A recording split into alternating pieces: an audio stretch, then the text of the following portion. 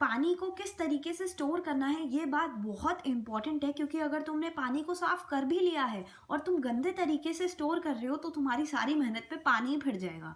Hi, this is Priyanka, you are watching it simple. और आज की वीडियो होम साइंस क्लास 12 के लिए है। So let's start with unit 5 chapter 15 water safety.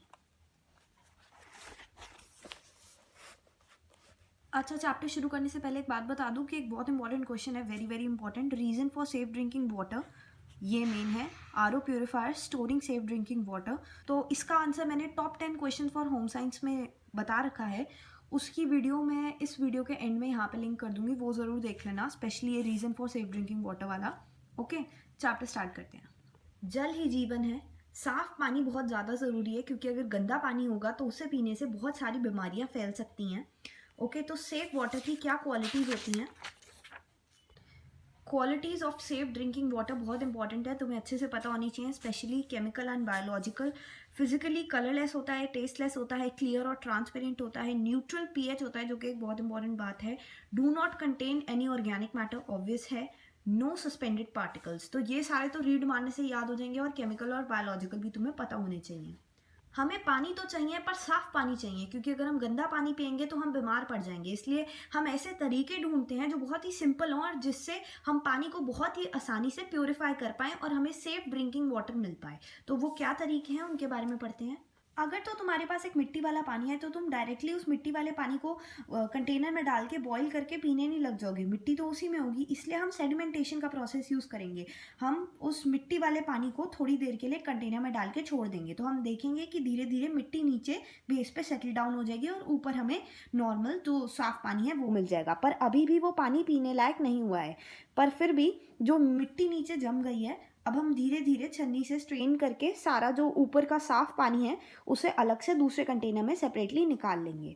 उस पानी को जो अब हमें मिला है, जब मिट्टी सेपरेट हो गई सेडिमेंटेशन के प्रोसेस से, तो अब जो हमें पानी मिला है उसको हम बॉईल करेंगे। उस पानी को हम बॉईल करेंगे 100 डिग्री सेल्सियस पे 10 मिनट के लिए। और ये स्टेप बच्चे लिखना भूल जाते हैं। Then it is cooled and stored in a clean container. तो ये एक इंपॉर्टेंट स्टेप है, बॉइलिंग के अंडर ही आता है।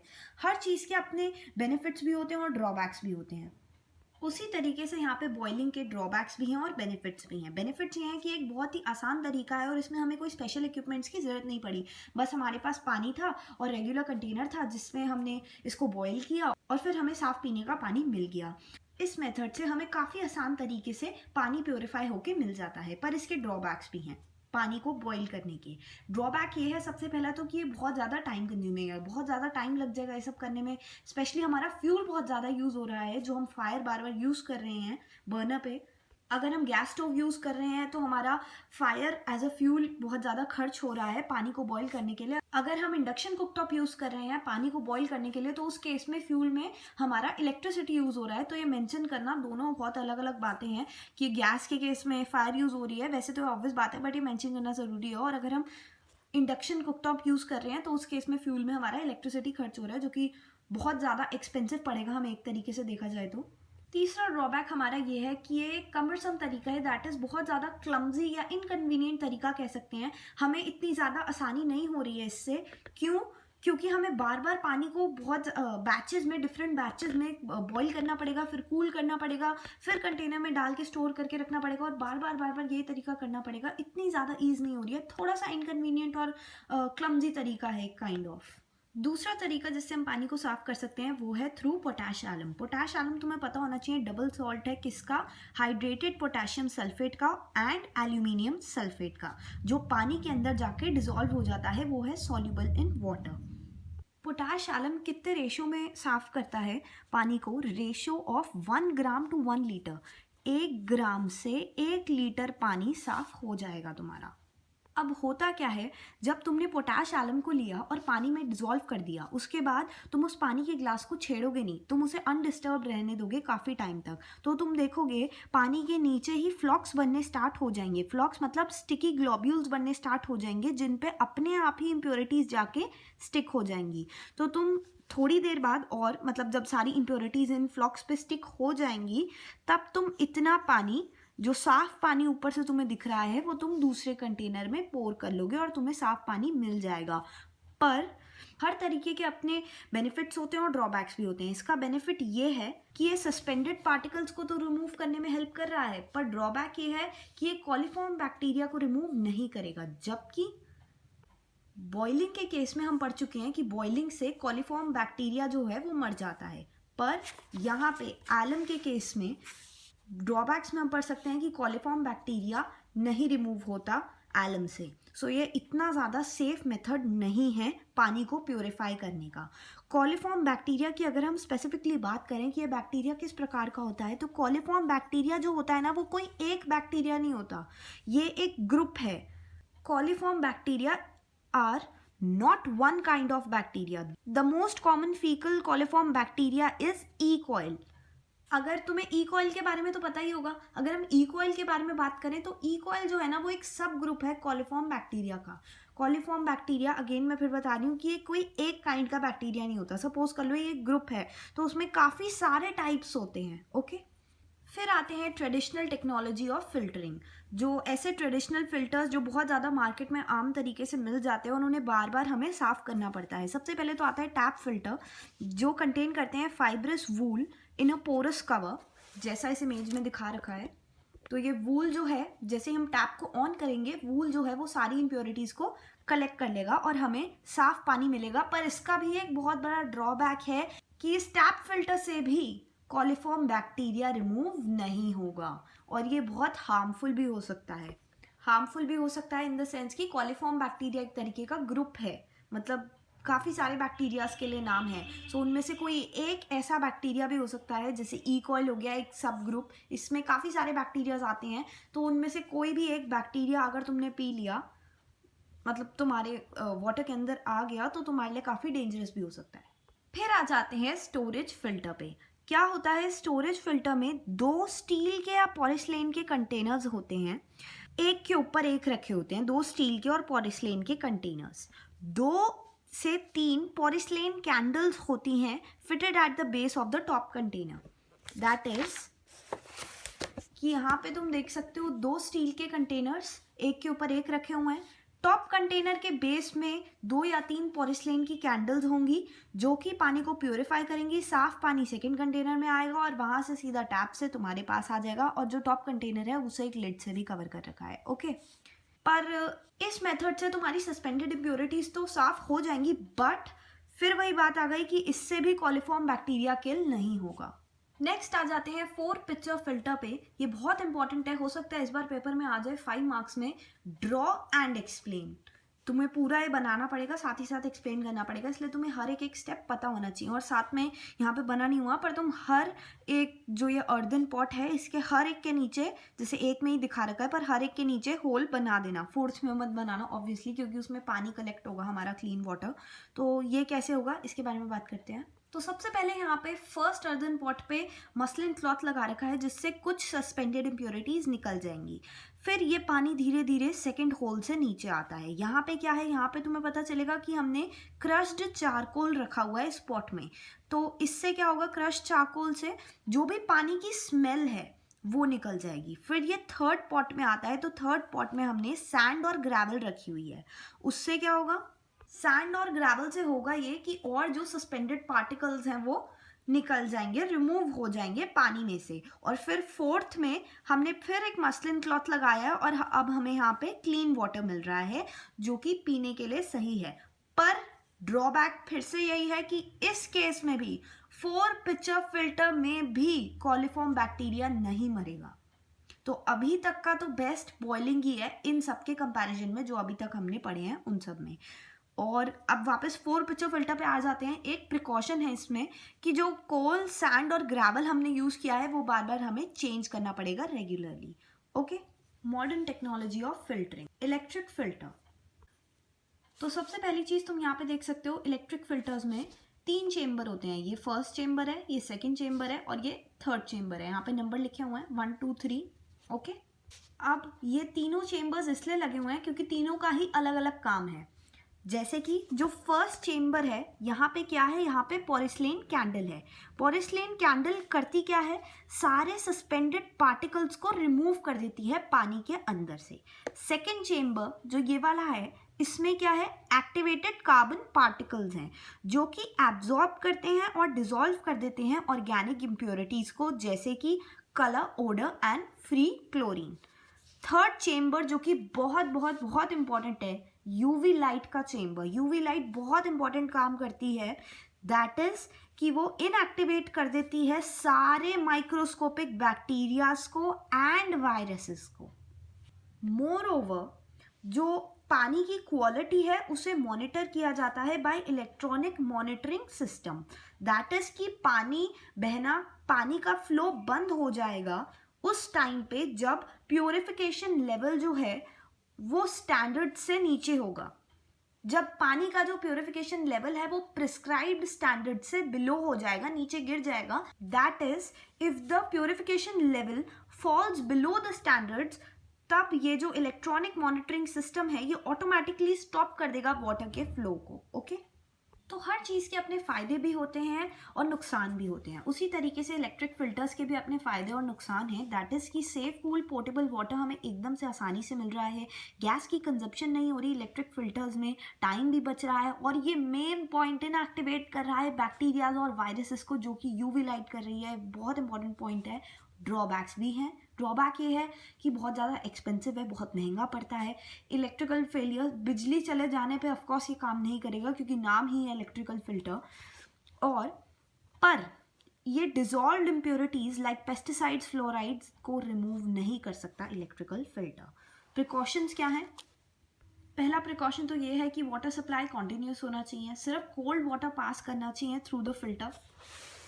कैंडल को क्लीन करना चाहिए 3 महीने में एक बार, और कार्बन पार्टिकल्स एंड कैंडल को चेंज कर देना चाहिए हर साल। आरओ प्यूरिफायर्स बेस्ट तरीका है पानी को क्लीन करने का। इलेक्ट्रिकल फिल्टर्स में एक दिक्कत थी कि इससे हमारी डिजॉल्व्ड इम्प्योरिटीज लाइक पेस्टिसाइड्स और फ्लोराइड्स ये सब रिमूव नहीं हो पा रही थी, पर आरओ फिल्टर्स में जो बैक्टीरिया हैं, वायरस हैं, वो तो रिमूव हो ही जाते हैं, साथ ही साथ जो डिजॉल्व्ड इम्प्योरिटीज़ हैं जैसे कि आर्सेनिक, फ्लोराइड्स एक्सेट्रा, ये सारी चीज़ें भी रिमूव हो जाती हैं। तो अभी तक का ये तो बेस्ट तरीका होगा आरओ फिल्टर।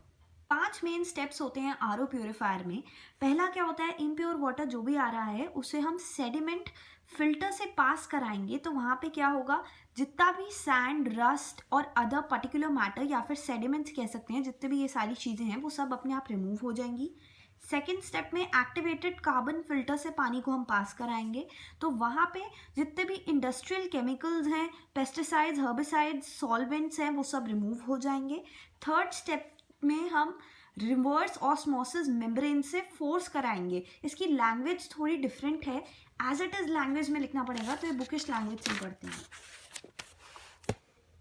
ये जो थर्ड स्टेप है इसकी एज इट इज लैंग्वेज लिखना, थोड़ा सा भी चेंज मत करना। Water molecules are forced through a semi permeable membrane, जो कि रिवर्स ऑस्मोसिस की हमने मेम्ब्रेन कहा है जिसे, या फिर सेमी परमिएबल कुछ भी कह लो, by water pressure which removes lead, nitrate, arsenic, mercury, cysts, etc. Substances left behind are automatically diverted to a waste drain. तो जो substances पीछे रह गए हैं वो अपने आप ही ड्रेन में चले जाते हैं, वो वहाँ पे डाइवर्ट हो जाते हैं। The waste is carried by unused water, thus keeping the membrane clean. Okay? वापस से पॉइंट पे। तो थर्ड पॉइंट हमने पढ़ लिया, रिवर्स ऑस्मोसिस मेम्ब्रेन या semi permeable membrane, as it is language में लिखना है, बुकिश लैंग्वेज जैसी लिखी है वैसी ही। फिर फोर्थ स्टेप में फिर से हम उसी लैंग्वेज पे आ जाएंगे कि हमने पानी को पास कराया थ्रू एक्टिवेटेड कार्बन फिल्टर से, जो कि करता क्या है, टेस्ट को इन्हांस करता है और जितनी भी पानी में बैड ओडर होती है उसको रिमूव कर देता है। फिर अल्ट्रावायलेट लैम्प जो है will take care of germicidal impurities like viruses and bacterias. फिर ये चीज़ इंपॉर्टेंट है, एक बार खुद से रीड कर लेना। हमने बात करी थी कि हर चीज़ के अपने फ़ायदे भी होते हैं और नुकसान भी होते हैं, उसी तरीके से आरओ फिल्टर्स के भी हैं। एडवांटेजेस में ये है कि आरओ मेम्ब्रेन जो है वो 15 साल तक तुम्हें लास्ट लॉन्ग कर सकती है, 15 साल तक चल सकती है। फिल्टर को मिनिमम मेंटेनेंस की ज़रूरत है, दैट इज साल में एक बार। वाटर जो है वो फ्री तुम्हें मिलेगा ऑफ ऑल द कंटामिनेंट्स, मतलब साफ पानी मिलेगा एकदम। मेम्ब्रेन्स जो हैं उन्हें इजीली क्लीन किया जा सकता है। ड्रॉबैक ये है, हाँ एक्सपेंसिव है, पैसे बहुत खर्च होते हैं। आरओ फिल्टर्स में 50% वाटर ही प्योरीफाई हो पाता है, एसेंशियल मिनरल्स तक रिमूव कर देता है आरओ प्योरीफायर। इसीलिए आजकल न्यू मिनरल आरओ फिल्टर्स आए हैं जो कि एसेंशियल मिनरल्स जैसे कि कैल्शियम, मैग्नीशियम, आयरन को पानी से रिमूव नहीं करेंगे। Filters need to be changed once a year. और आजकल nano technology and sun rays के फिल्टर्स भी अवेलेबल हैं। नेक्स्ट टॉपिक है हमारा क्लोरीन। क्लोरीन पे आ जाते हैं। तो इसमें होता कैसे है प्योरिफिकेशन। सबसे पहले तो ब्लीचिंग पाउडर लेंगे 1 टीस्पून, 1 चम्मच ब्लीचिंग पाउडर को हम 1 ग्लास पानी में मिक्स करेंगे। तो मिक्स करने के बाद वो क्या बन जाएगा, एक सॉल्यूशन बन जाएगा। अब उस पानी के सॉल्यूशन में से जिसमें हमने ब्लीचिंग पाउडर मिक्स कर दिया है, उसमें से हम 3 टीस्पून दैट इज 3 स्पून्स में वो सॉल्यूशन निकालेंगे, 3 टीस्पून में, और उसे हम 20 लीटर की वाटर बकेट में डाल देंगे और फिर उसे हम 30 मिनट्स के लिए छोड़ देंगे।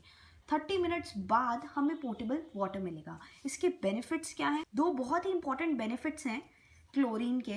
दैट इज कि पहली चीज तो तुम खुद ही नोटिस करो, 20 लीटर वाटर बकेट को ये साफ कर रहा है। दैट इज कि लार्ज क्वांटिटी ऑफ वाटर को, जैसे कि 20 लीटर को बहुत जल्दी प्योरीफाई कर सकता है। And also second benefit main ये है कि ये कॉलीफॉर्म बैक्टीरिया को किल कर देता है। तो ये प्रोसेस भी काफ़ी अच्छा है। क्लोरीन टैबलेट्स में एक्टिव इंग्रेडिएंट क्या होता है? टेट्राग्लाइसिन हाइड्रोपेरियोडाइट, ये एक्टिव इंग्रेडिएंट होता है क्लोरीन टैबलेट्स के अंदर। इसमें करते क्या है, इन टैबलेट्स में डायरेक्शन ऑफ यूज़ वेरी कर सकती है अकॉर्डिंग टू स्पेसिफिक ब्रांड्स, पर यूजुअली होता यह है कि 4 mg की टैबलेट को डालते हैं 1 लीटर वाटर में। अब ये लैंग्वेज एग्जैक्ट लिखना, अपनी मनगढ़ंत लैंग्वेज में बिल्कुल मत लिखना, मार्क्स कटेंगे। तो कुछ ऐसे लिखा हुआ है, the bottle cap is left loose to allow a little leakage. Okay, after 3 minutes the bottle is shaken, 3 minute बाद बॉटल को हिलाया जाता है, and the water is allowed to leak out. ठीक है, which helps to rinse the screw bands. The cap is then tightened and left for 10 minutes, 10 minute के लिए consume करने से पहले। इससे क्या हुआ, हमारा पानी साफ हो चुका है। पर अगर पानी बहुत ज़्यादा डर्टी है, डिसकलर्ड है और बहुत ज़्यादा गंदा है तो हम 2 टैबलेट्स यूज़ करेंगे बजाय 1 के। और उस केस में हम 10 मिनट के लिए नहीं, 20 मिनट के लिए पानी को छोड़ेंगे।